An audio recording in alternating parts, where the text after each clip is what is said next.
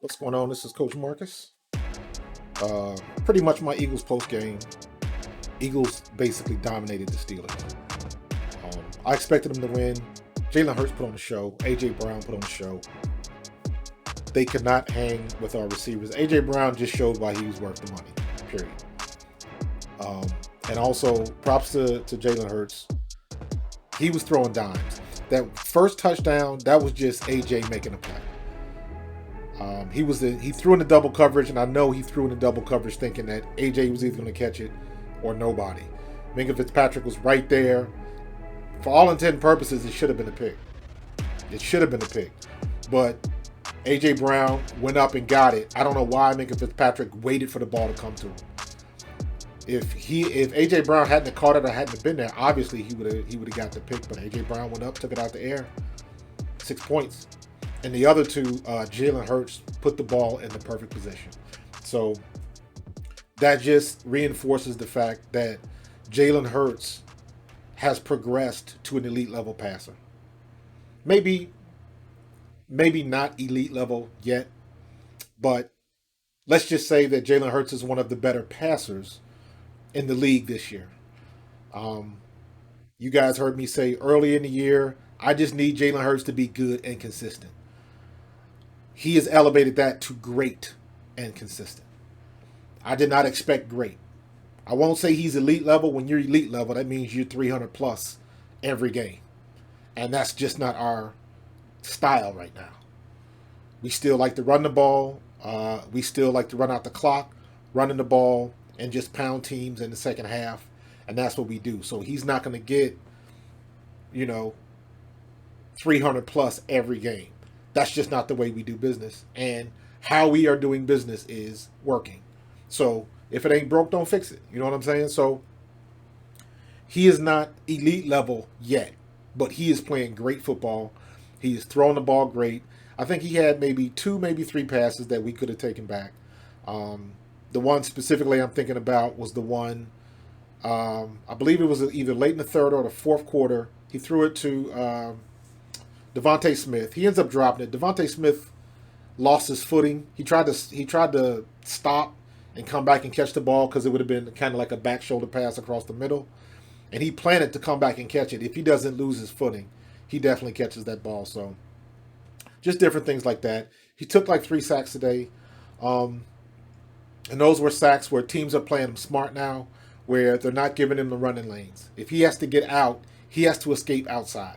And if they take those lanes away, it's up to whoever's in those interior lanes to get a hold of him. And they did. He didn't get out fast enough, or he didn't get rid of the ball fast enough. Or what teams are doing now is they are rushing those sight lanes. And you can check out those sight lanes when you watch film. That's what teams do. They watch films, they look for the tendencies on where he's going to go, and they will send somebody that way so they disrupt that line of sight. So good plan on them. He tried to get out of there and just didn't have room. So we got 3 sacks, but 0 turnovers. 0 turnovers. Jalen ended the day 19 out of 28, 285 yards, and 4 touchdowns. 0 interceptions, no turnovers. And you will always come out on top when you don't turn the ball over. A.J. Brown, 6 for 156, 3 touchdowns. Like I said, he lit it up. Dallas Goedert, 6 for 64. Very quiet, but he gets his first downs, and that's all we need from him. He sneaks through every game. It's like people forget about him, and he's consistent. Devontae Smith, 5 for 23. They kept throwing Devontae Smith those side screens. I hate those side screens. They do us no good. They're great until they aren't. If he makes a play, and it seems like you have to make a play. If one of the receivers, I believe it was Quez Watkins, missed his block, so nothing's happening. Everybody's got to do what they're supposed to do, and it gets a little bit more difficult because that play is becoming easier and easier to recognize as the year goes on. So I wish they would find another way to run that, or at least look into running screens from that formation. Try to do something different. Zach Pascal snuck into the day, 2 for 57 and 1 touchdown late in the game. That was a good play right there. That was a great play. Great play design. We'll look at that on film a little bit later on during the week.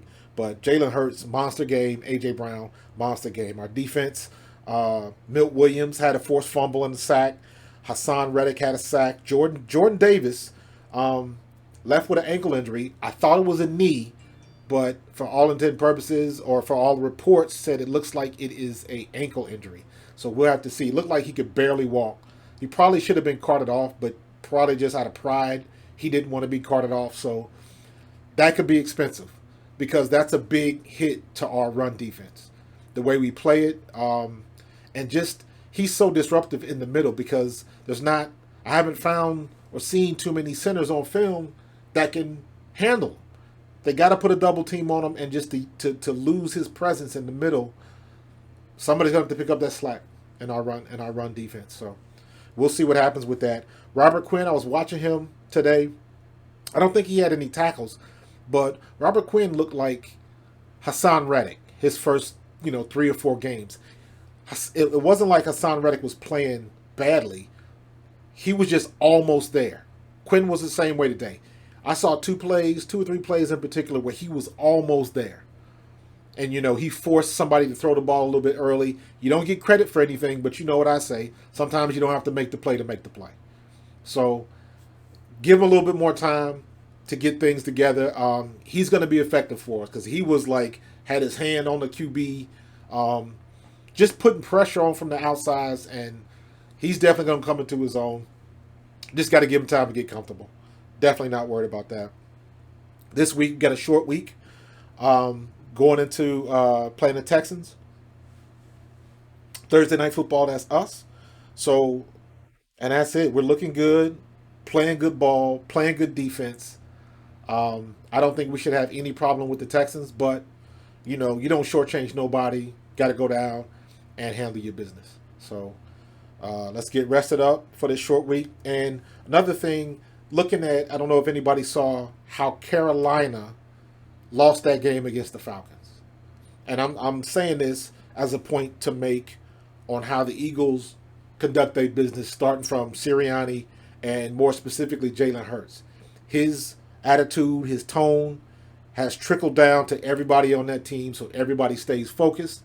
Everybody knows what the task at hand is. Nobody is settling, and you're always trying to do something better.